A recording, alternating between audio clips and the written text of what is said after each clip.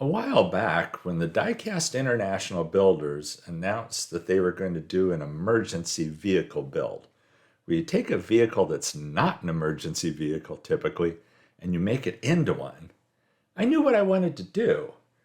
See, I had this Matchbox Alvis Stalwart casting that typically those who are familiar with it see it in a BP exploration livery type build.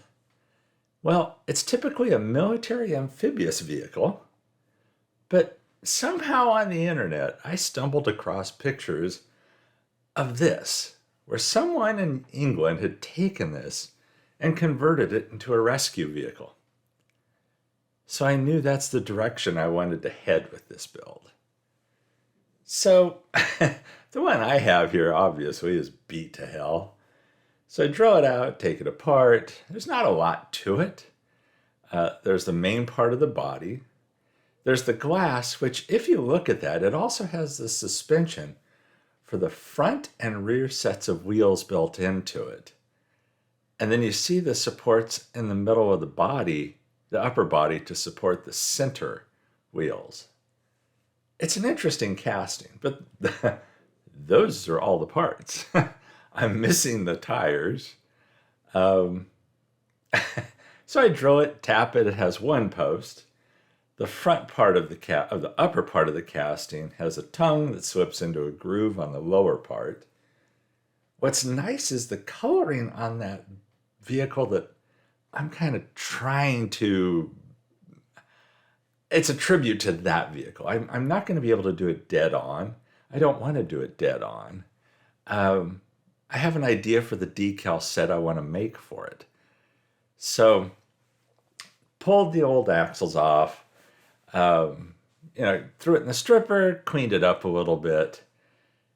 And I like how these pieces work out because the bottom half needs to basically be black while the top half needs to be yellow. The fact that those two halves split perfectly worked out really well. So, I go through the usual, I clean up the base, I clean up the top, I file off the rough spots as best I can. This wasn't, in spite of the paint, this wasn't too overly play-worn. I hit it with primer and got it ready for paint. I end up hitting that with the Chevy Gloss Daytona Yellow Model Master lacquer. And then once the decals are on, and I designed those decals to fit this casting. They aren't identical to that original vehicle, but I think it makes a nice tribute to it. I think it ends up looking pretty good on the casting, to be honest with you. I'm very happy with the decals.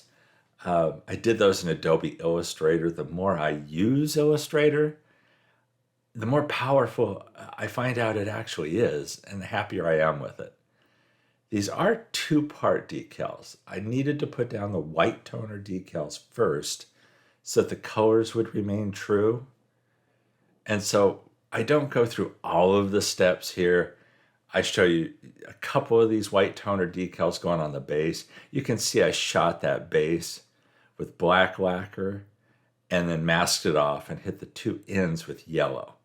But otherwise, I was able to leave the rest of the base black.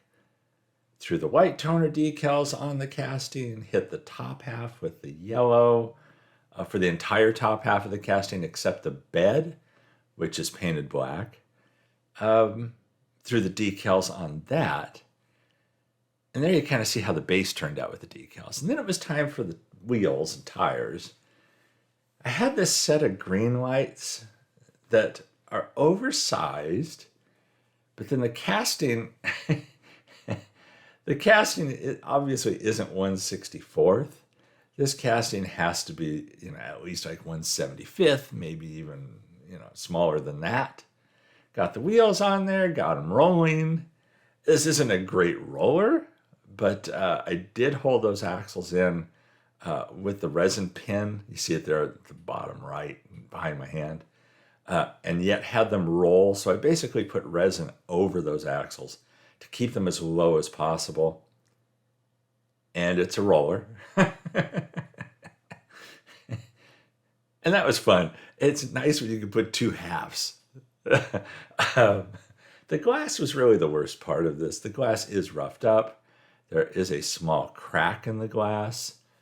I didn't want to try to remanufacture glass for this, so I just polish it up as best I can. And that's with foots that I'm polishing it. Then once that's done, you know what time it is. It's gauzy, gauzy, gauzy time. Just wanted to make it look a little more shiny. And if you remember the original casting, the glass shows through just a bunch of little windows. It's not like it's a big pane of glass. Dunking it couldn't have been easier because it's not like I needed to hold it with anything other than holding that suspension portion. I didn't need to hold it in tweezers or anything like that.